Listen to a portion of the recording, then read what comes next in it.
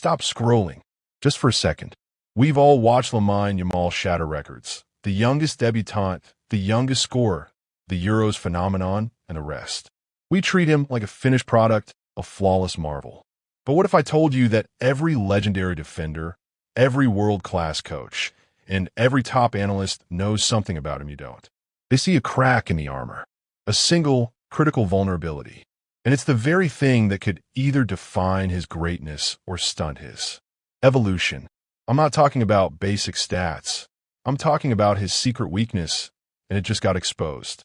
We're going to break down the two-part problem that has world-class defenses licking their chops. Trust me, you need to see this. I'm an analyst who operates outside the highlight reels. I've taken the time to deep dive into over 1,000 minutes of Yamal's play, for the UCL group stage grind to the knockout heat of the Euros. I'm not here for likes. I'm here for the truth that will change how you watch him forever. The stakes are enormous. This isn't just about a bad game or two. This weakness is structural.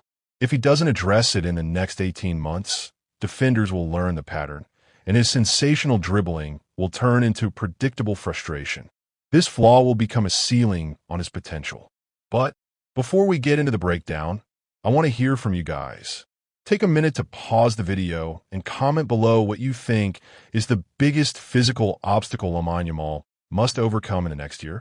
And let's see if your take matches my analysis. Now let's get into the details fully. The secret weakness starts with an ironic twist. His greatest asset is also his first flaw. We love his low center of gravity. It's what gives him that Messi-esque swivel, that ability to stop and start in a phone booth.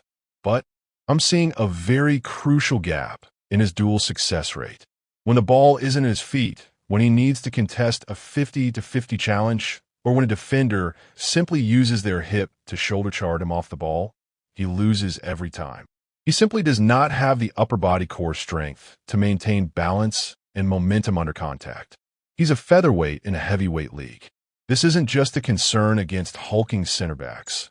It's an issue against every elite fullback who knows that simply stepping into him and making the game a physical wrestling match is the surest way to neutralize his pace.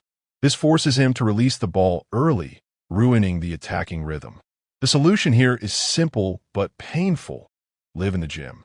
But there's a deeper problem that complicates his tactical role.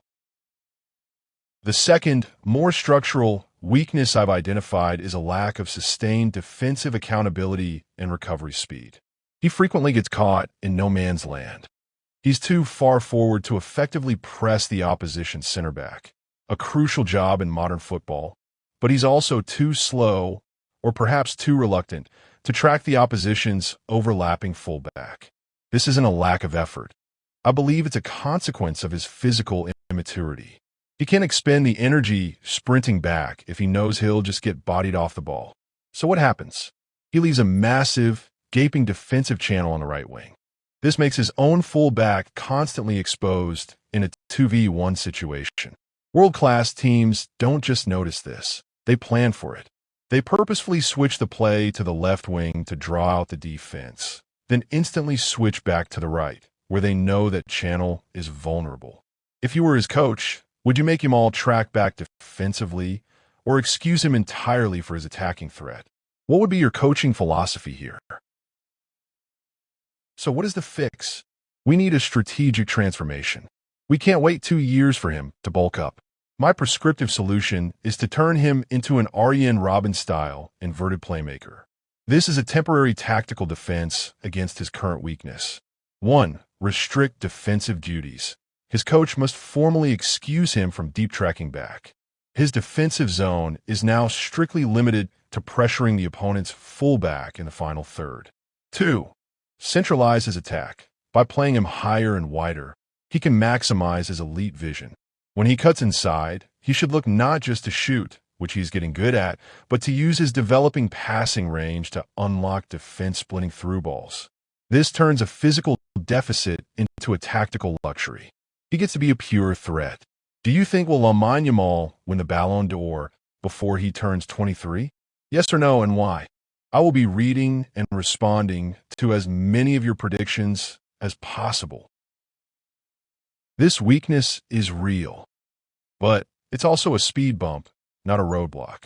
It's what separates the generational talent from the one-season wonder. Now that you know the weakness, you need to understand his superpower. You saw me mention his elite dribbling and low center of gravity. To keep your momentum going, you have to check out my next analysis, how Lamine Yamal mastered dribbling with a low center of gravity. It's the perfect follow-up video for you to watch.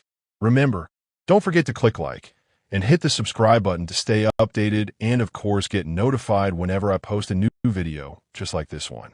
Don't stop learning, but don't just stop at learning. Keep training and practicing all the drills and facts you all be getting from this channel in the long run. If you're really serious about getting scouted and also going pro, then I definitely hope you're in for the long run with me. Have a wonderful day, and I'll see you in the next video.